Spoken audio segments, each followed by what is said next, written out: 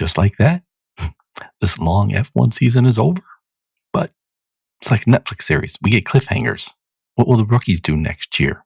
What will George and Max do? Will they kill each other? What about Lewis? Do you think he'll regain his form? A lot of questions. Who's going to drive for Red Bull? We still don't know. All right, you ready to go, son? I am ready to go.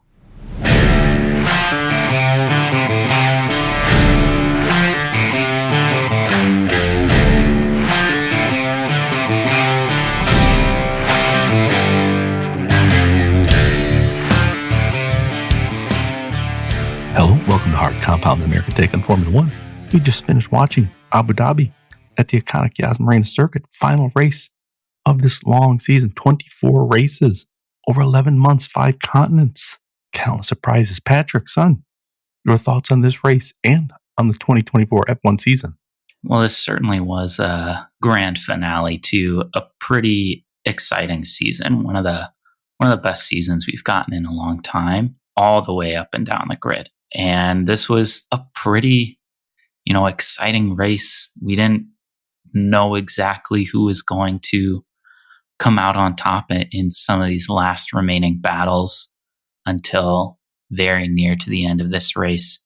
I mean, just what a season. It came down to, the last couple of races to determine the driver's title.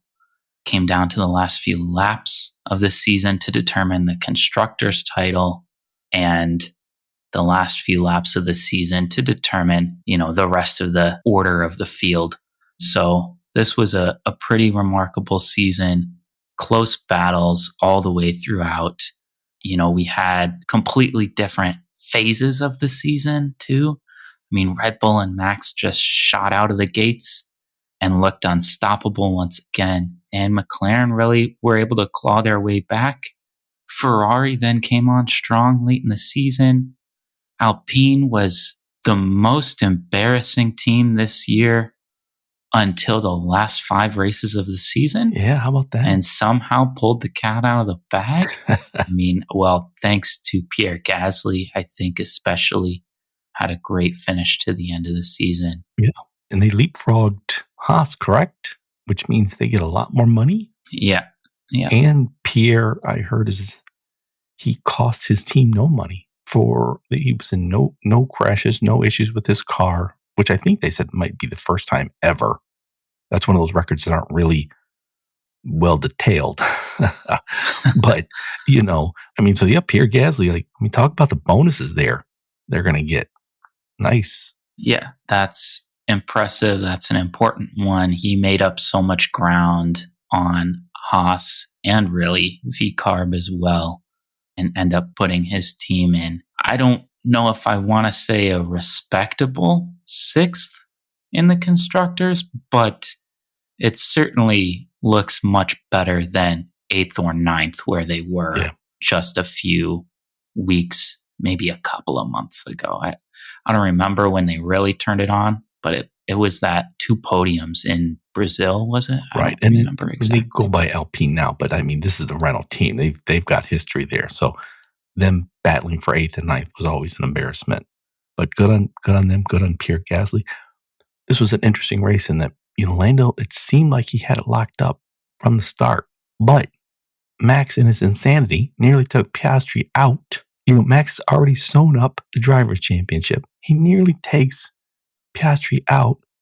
Carlos Sainz and Charles Leclerc, despite with the battery change, was starting the back.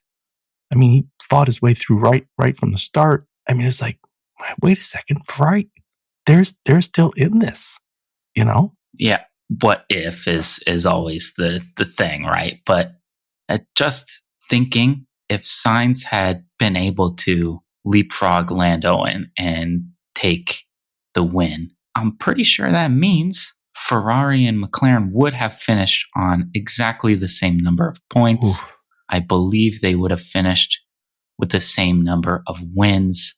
It would have come down to like a 3rd or 4th tiebreaker. Wow. This was close. Yeah.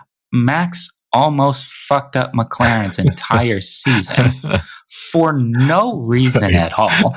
I think he was just being spiteful. I think he's just insane. He can, say what he wants and say, I was alongside him. He knew he was going to run into him the whole time. I mean, that was just, I know. I think, Max is an incredible driver. He deserves, the 4 championships that he has won. Sometimes, though, I don't understand what the hell is going through his brain. He just sees something and decides that's mine. Yeah. And I think that is a mentality that you absolutely need to win a championship, let alone 4. Yeah. But he's already locked it up. Maybe turn that part off. Right. You realize once he's in just the car, hang out. Yeah. In the car, he can't. I mean, it was like, oh my God, he almost took Oscar out in lap 1 when he's got the championship sewn up. Oscar could have then also taken out Lando. If you watch that back, it was close. It was close to both McLarens getting taken out in that turn 1. That was heart and mouth stuff for every McLaren fan, everybody working at McLaren. I mean, that was just ridiculous. Yeah, you wonder if in the off season, and I'm not being facetious at all, will they devise max rules? Because it's sort of like, look, it isn't just to sort of slow him down. It's like, look, some of this stuff could go very bad. It's like I'm going to go for that corner. I'm going to go for that position no matter what. It's like, look, these are race cars going 200 miles an hour. No matter what is insane.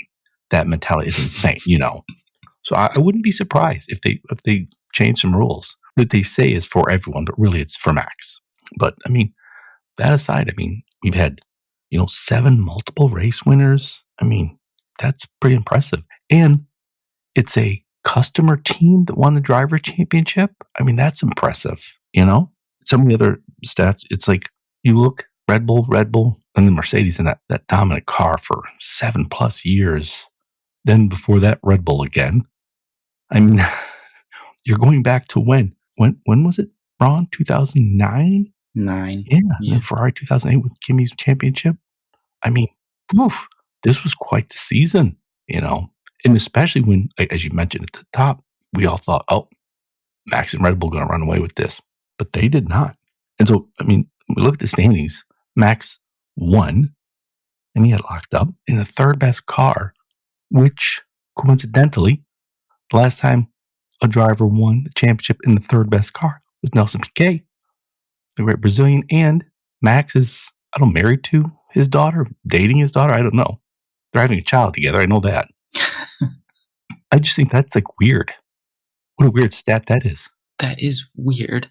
And I think you can make the case, as you've been saying all season, that maybe Red Bull finished P3 in the constructors, but most of that was Max. If you take away all of Sergio's points, Max finishes 30 points behind Mercedes, less than 30 points behind Mercedes. So quite frankly, it seems more realistic to assume that actually that's the 4th best car on the grid over the entire season. Everybody mocked me for this. You as well. But I've been saying I can make the case that Mercedes is the 3rd best car. Max won the championship in, over the long season, the 4th best car. Listen, I don't mock, but it seems reasonable, right? I mean, McLaren wins the Constructors' Championship. They have a Mercedes power unit in that car. So obviously that's a good power unit. Mercedes, I don't know what the fuck they're doing there. But the fact that they weren't even close to McLaren is disappointing and quite frankly a little bit embarrassing. Yeah. But George and Lewis, very close together on points, well ahead of Sergio. I think it's reasonable to assume that those cars are of similar sort of capability throughout the long season. And Max just absolutely obliterated everybody. Yeah. I think that's a testament to how exceptional he is. It is. But Lando in 2nd, 374. Charles, 356. That was close. It wasn't just McLaren, Ferrari close. Lando, Charles were very close. Oscar then in 4th. I saw Oscar up until now only been 3 other drivers who've completed every lap of every race. It's no surprises. Schumacher, Hamilton, and Verstappen. Now Piastri. And since this is the longest season, I assume that must mean also he has the most laps in a season. So I thought that was pretty amazing. And then look how close this was. Go down to 10th. Pierre Gasly, 42. Nico Hulkenberg. We've been talking up Nico all season long. 41. Just missed coming in 10th. Pretty impressive. Yeah, that's tough. I mean, he was there pretty much for so much of the season. It was really just Alpine came on real strong towards the end of the season, and getting a podium really boosted Gasly's point total there. And then looking at the constructors, because that was decided today, McLaren with 666. And one of the things we've talked about all season long is Lando seems to be possessed with as much self-doubt as he is with talent. And, that seemed to sort of inhibit him throughout the season. And you almost wonder, this is another race he won. This is another race where he got pole and won. Finally, do you think maybe like all the self-doubts might go away? Because that's really been what's holding him back.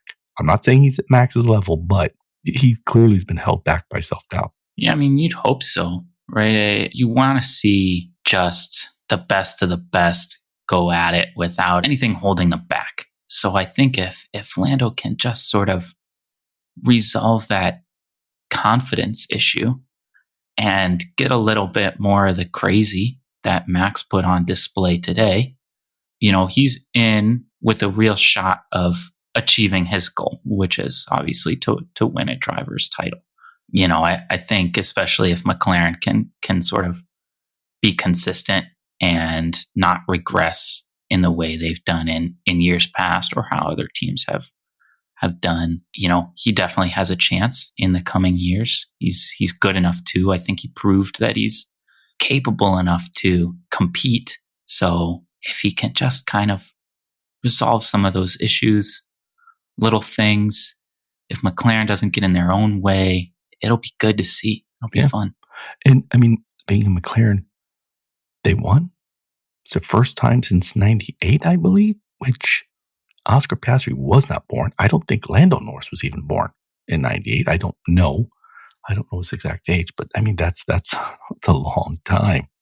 And I mean, it doesn't seem that long ago. We were watching Button, Alonso in that McLaren was so horrible. McLaren was near bankruptcy. That car was so bad. I mean, I know there have been worse cars in Formula One history, but like of a team of that stature, that was oof. I mean, so credit to them. They've really, Zach Brown really built up. He brought in the sponsor money. He kept the team going. He got a great driver pairing. This car's working. Yeah, it's good to see that team kind of get turned around, and they're one of the historic teams. It's really been McLaren and Ferrari that have been around near the inception of Formula One. Ferrari has since 1950. McLaren not long after. So this is a team that is so kind of iconic and really is one of the teams that you think about when you think about Formula One. Mm-hmm. You don't want them to kind of disappear into the abyss. Right. And then everybody, forgets McLaren. That you never want to see. So it's good to see how far they've come in just a few years, 5, 6, 7 years. Well, and just behind, 14 points Ferrari. That was close. What do we think? Do we think, we don't know how the cars will behave next year because they've all of them, Mercedes especially, but all of them have been afflicted with this aerodynamics voodoo. They've never been able to set up the cars how they want. There's always been some sort of wild card factor. So I don't know if Ferrari will have a better car next year. I don't know. But it won't be Charles and Carlos. It'll be Leclerc and Lewis. What do we think? Do we think that's a better team? Do we think they'll do better next year? It's hard to say. I think Fred Vasseur kind of knows what he's doing, and he seems to have gotten Ferrari to a good place, and they look sort of like they're moving in the right direction, and kind of not being, scolded by Italian media and that kind of thing. They look good. I don't know how the team will fare next year. Charles and Lewis seems weird. I don't know. I almost feel like if Lewis kind of strolls in, strutting his stuff, that's going to put off some people, including Leclerc. I don't know how they're going to work. I think it might be a very competitive team between themselves, sort of have some infighting there. And I think that will kind of inhibit their ability to kind of climb up the order. But I think they'll still most likely be a top 3 team because I'm looking for fireworks. I think that would be fun to see Hamilton and Leclerc just kind of go at it. The always polite Charles Leclerc, just like, hey, F you, Lewis. This is my team. So I think that would be fun.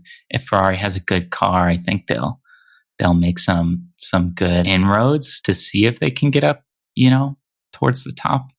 But I think there will be some clashes next year that will lead to a lot of lost points. Speaking of clashes, Red Bull distant third, in large part because Sergio Perez was 285 points less. Doesn't seem possible. It's like, shit, I could get that. I mean, I can't believe they're bringing him back. Okay. I mean, I don't. And so, I don't know. What do we think? Do we think they can move up next year? I mean, Red Bull's not a team, I think, where it's like, look, they're not going to take this for too long. Yeah, I kind of don't expect Sergio to be back. I think it was weird that they signed him to a multi-year deal earlier this season. But given how poor his overall performance has been and how horrible Helmut Marko talks about him, I kind of don't really expect him to be back. I would expect them to fill that seat with somebody else. Yeah, I mean, look, I think Christian Horner is going to do what Total Wolff did. It's like Sergio filled a need. He was a veteran. He was safe. Max was fine with him. Normally, Max just devours anything in sight. So Sergio survived all of that, at least up until this year. But I mean, look at what Total Wolff did. It's like, look, you brought in Valtteri Bottas. Hey, you're safe. You're reliable. Lewis is the star. He's the diva. This team is for him. He's going to win. You just safely bring that car in a second. And the moment he failed to do that, they got rid of him. And Sergio has now failed kind of twice, but especially this year. So I just think that's it for him. Yeah, I mean, really, they were quite a ways back from that P2 spot in the Constructors' Championship. And a lot of that had to do with his performance. And I just think, that's something that Red Bull will look at, Christian Horner will look at and say, look, where are the flaws in our team? And obviously our car wasn't as good as McLaren or Ferrari.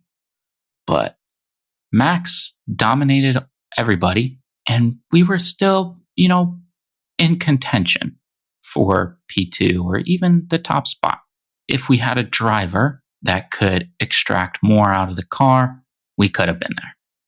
So I think, he'll look at that and diagnose, okay, Perez is an issue. We need somebody else who can perform better. And, it's tough. Don't battle too hard, but, get more points. Yeah. And here's why. So P4 Mercedes, my theory of why they'll actually be better next year without Lewis Hamilton. And I don't want to slander Lewis Hamilton. He's great. He's lost a bit, but he's still good. But this year, the car was especially difficult for the team. They were constantly trying to figure out the setup for this based on weather, track. But the parallel to that was this whole Lewis is leaving thing.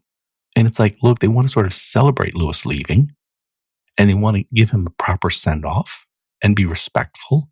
But they don't want him to take certain knowledge and information over to Ferrari.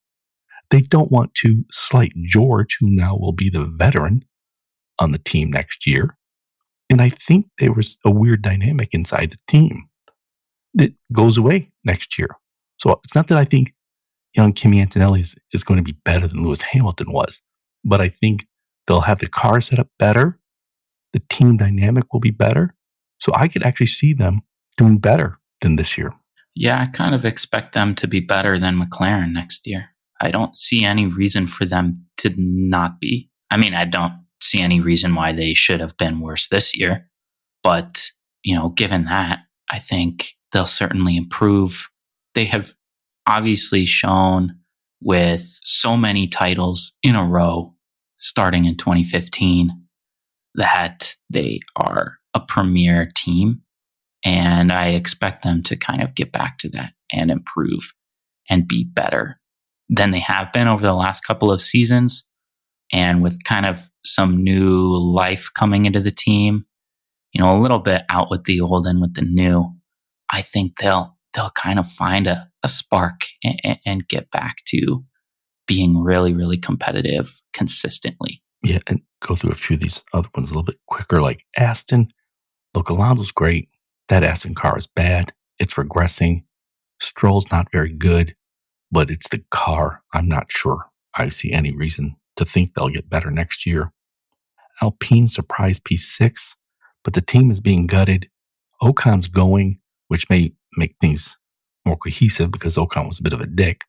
But, I think they're looking to sell that team.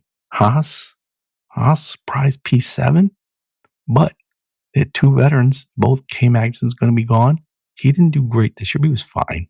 Hulkenberg had a hell of a season, and he's going to Sauber next year. Audi. Racing Bulls, I'm not sure what's going on at Racing Bulls. I just think Red Bull would be better off if they sold that team because it was meant to be an equal. Then we all knew that was a lie. It was like, it'll be our feeder team. That's kind of a lie. It's rather than feeding people into Red Bull, it's like, we're getting this guy out of Red Bull, so we'll send him down to the minors, which is the Racing Bull team. And I just think if they sold it off, bringing in, just kind of a new attitude, that would help. And then Williams, I think should get better. They're getting better, and next year they'll have signs the whole year rather than these, fill-ins for Logan Sargent. Sauber, that was a mercy killing. Audi's taking them over. Hulkenberg will be there. But, I mean, we shouldn't expect much for several years. Maybe.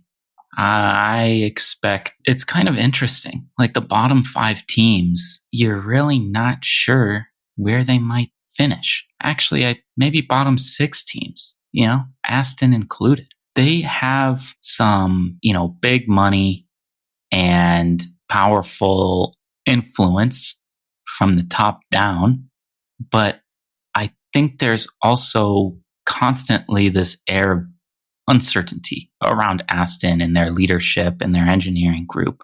Like, what the hell are we doing? Are we going to get fired tomorrow? And that, I think, can't be good for, making or putting out the best product on track. Alpine, kind of a just crazy team. Don't know what you're going to get. They frankly should be a top 5 team and battling for top 4, top 3. But they don't seem like they're going to get back there for a while. Haas, I expect them to finish probably bottom next year. Seems how they normally go. One year you go, oh dang, Haas, wow, good job. And then the next year they score 0 points. So we'll see. We'll see how that goes. It'll be an interesting driver pairing, interesting team. They have some kind of new excitement with the Toyota involvement. So that could be good. But I don't know how consistent they're going to be from year to year. Then, the Racing Bulls they need to go away. That just needs to not be a part of Red Bull anymore. I think that needs to be its own team with its own sort of leadership and engineering group. Right now, it's not a team that is worthwhile being on the grid. Williams, I don't know. What has it been? 10 years since they've scored more than 20 fucking points in a season? Come on. Frankly, it's embarrassing that they still have the Williams name on there. It shouldn't be there anymore.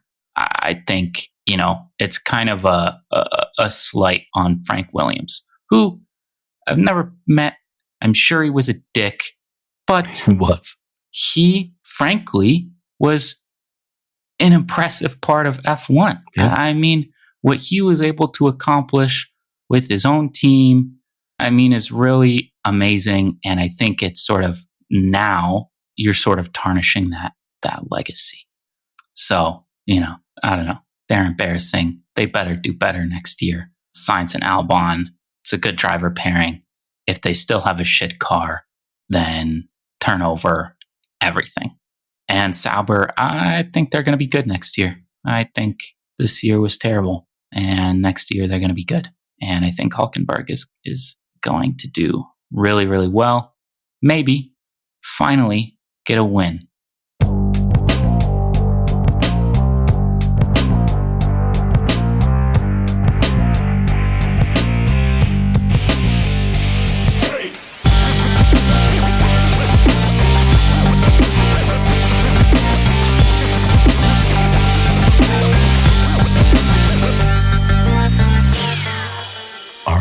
Switching to the soft compound, drivers we're going to say goodbye to, Patrick.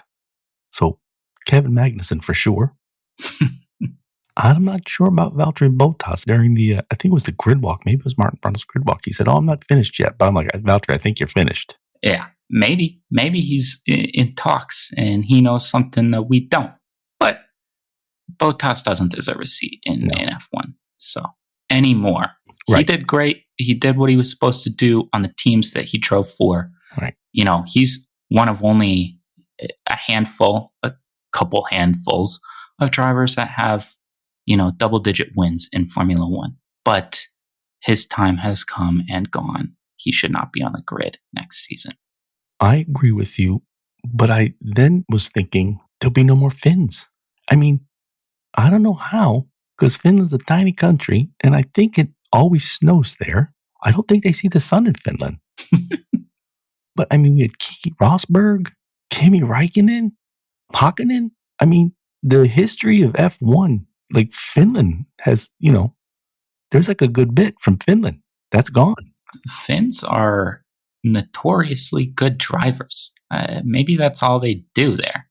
But yeah, and I'm pretty sure that for like 6 months out of the year, they see the sun constantly. It never goes away.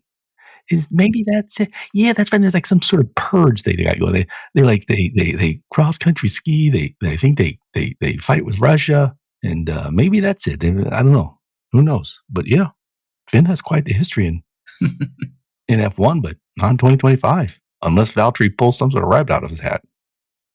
Now we've talked about Sergio Perez. I think he's done. What about you? Yeah, I think he's gone. There's no reason really for Red Bull to hang on to him. I'm not sure that any other team will see the value in bringing him in.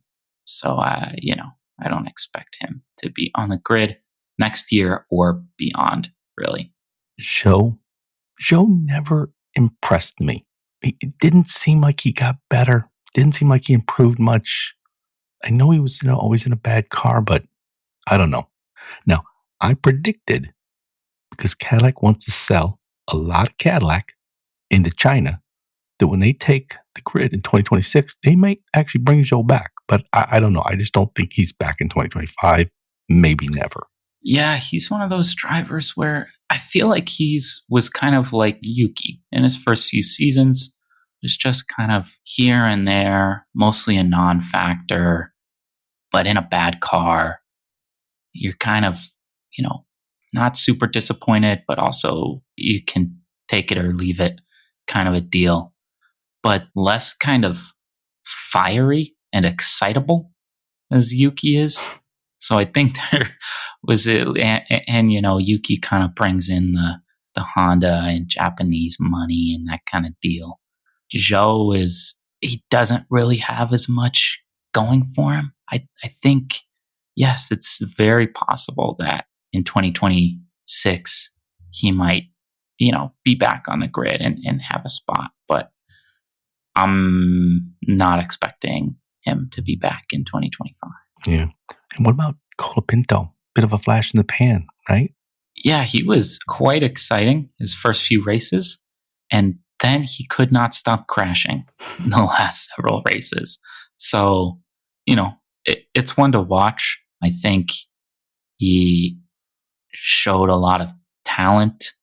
He is someone that I maybe don't think will be on the grid next year, but I think we'll see him in and around F1 for a few years to come, and maybe he will end up getting a seat permanently at some point. Yeah, it's tough. It's tough to crack into F1. I mean, you have to just be so good and sponsored and with the right team. It's tough. What about Alonso? Man is old. He is old. He is on a team still that really can't give him a car. We saw how much fun he had last year and how excited he was each, race weekend when he had a car that could compete for podiums and compete with the best on the grid. He was having a good time. And this year, he just looks his age. I think he's just looked kind of old and a little bit tired. Mm-hmm. I think he still proved how talented he is. But I mean, it's a tough sport. It is a young man's game. And I think you can see that with the number of new drivers coming into the sport, especially next year. So I think he's got one more season in him. And Nice. I think he better have at least a moderately competitive car, something that can consistently score points. I have my doubts about that. Now, something I thought was interesting because we have, for a long time, predicted 12 teams. People say, oh, that's crazy. Well, we're already going to get 11 when Cadillac joins in 2026. F1, FIA shut out Michael Andretti as part of that 11th team. But Mario Andretti, the great Mario Andretti, said F1 seemed receptive to 12 teams. And we've talked about this over the years, in fact, because the growing interest in America, the growing interest from sponsors, the growing fan interest, there's more interest even, like I've read that, the largest specific demographic in new fan growth is young women, which it's a whole new avenue of sponsorship. So I think we're going to get that 12th team by 2030. I think I predicted by 2026, maybe 2028, but I think by 2030, we're going to see 12 teams. I would expect 12 teams. I mean, there's no reason really to not expand further. If you're looking at it and you're saying, oh, 11 teams, expanding, this is good for the sport, then why not have 12 teams? If you can get a team to come in with the sort of goals and expectations that Cadillac is coming in with, then I think, there's no reason to believe that is not possible. Yeah. I have not watched it, but I saw for this race, Abu Dhabi, they were having F1 kids. So we've talked about them. We love them. But I had a business idea, Patrick. Hear me out. Those Richard Scarry Busy Town books, but it's all F1. It's all F1 jobs. I think that's a good idea. Sure. I mean, write them. I can write it. It's easy. Oh, look, he's a strategist. He's a mechanic. It's the drawing the damn things that I can't do. So, yeah. But anyways, I just thought that was a good idea. I'm going to have to watch the F1 kids.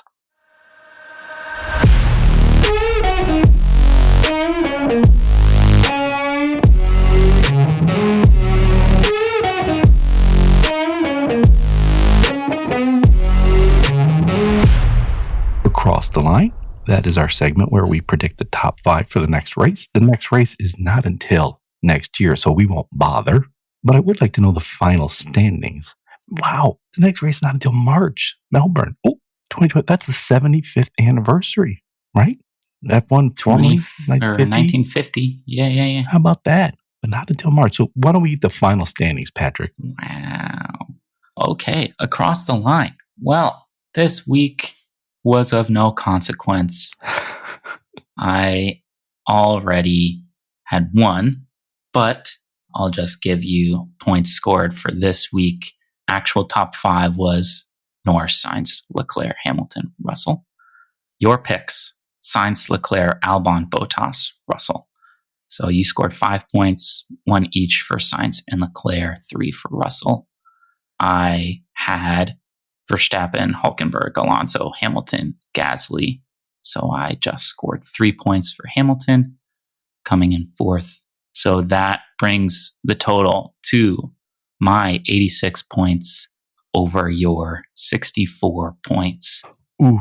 A 22-point resounding victory and across the line. That's a point a race. Dang.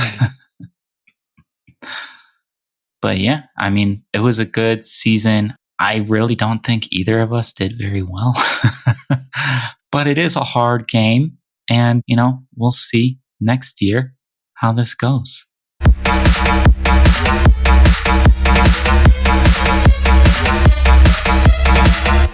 Any crazy predictions, Patrick? Well, I actually have a few crazy predictions. Ooh. For next year, specifically, I'll just do quick prediction. I think McLaren is going to regress by a fair bit, and Red Bull will re-exert their dominance next season. I expect them and Max to win both drivers and constructors title. McLaren will not be a top 3 team. Wow. Yeah. I don't know. I think McLaren is a one and done here. Oof. I do not. I just think with that driver pairing, I don't know.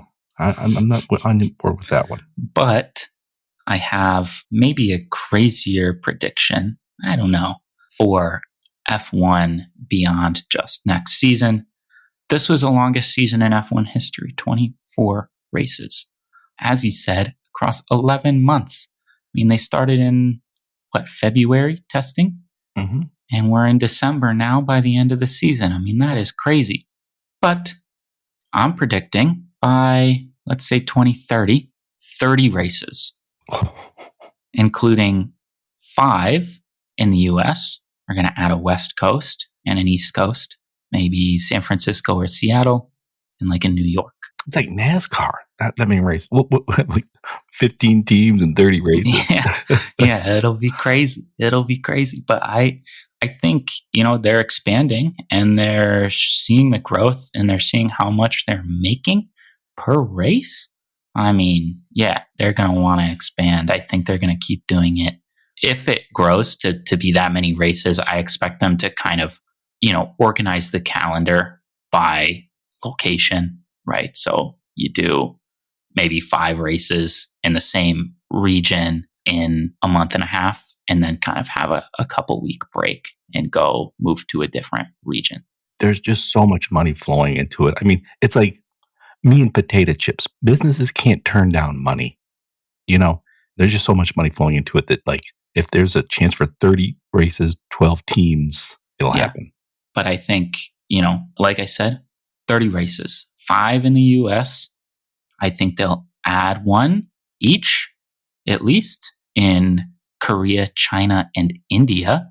Ooh. And maybe another one in South America, Buenos Aires or something like that, Argentina. And I think because they're all, working towards their carbon neutrality and cutting down on emissions and sort of all this stuff, I think, we're going to get new regulations 2026, probably some new ones in 2028, maybe new regulations in 2030. I expect by 2030, they will only be using 1 tire compound per weekend. They will not bring 3 tire compounds. That seems weird. Like, there's so much money being the tire sponsor that would be a curious one, I would think, Patrick. So those are all very crazy. It's a lot of tires. It's a lot of... That's true. I don't know. I don't think that they will continue to be using and tossing tires like they do now. No, that's a good point. Yeah. I mean, they go through what? 40, 50 tires per car per race? I don't remember the numbers, but... Yeah, I mean, per weekend, right? They're bringing, what is it? Like 7 or 8 sets of tires? I mean, that's a lot of tires per weekend. Yeah. Mine are not that crazy. I may have predicted this a while ago. So Apple CEO Tim Cook, as soon as McLaren today won the Constructors' Championship, publicly sort of said, good job, great season, loves F1, yada, yada. That's not a direct quote, but close. Apple is spending billions on content, and they love that sort of high margin, kind of Euro tinged, big money content. I mean, I think they're the ones backing this $304 million Brad Pitt F1 movie. Apple has already purchased the rights for MLS in America. My crazy prediction is by 2026, or as soon as they can, they're going to purchase the global media rights for F1. I think that is not very crazy. I think that's extremely reasonable to kind of expect that sort of media shift. Yeah. All right. I want to thank you all for listening to everybody's most beloved father and son F1 podcast. It is much appreciated. And I want to remind you that though the season may be over, we'll still be on the hard compound. After Christmas, we'll do our favorite moments of the season episode. Then our annual Effys. That's the biggest, the best, the dumbest, the worst. Then we're getting close to preseason testing, predictions, then the F1 2025 season. So we will be here. And with that, we are lights out. See ya. Thanks for listening.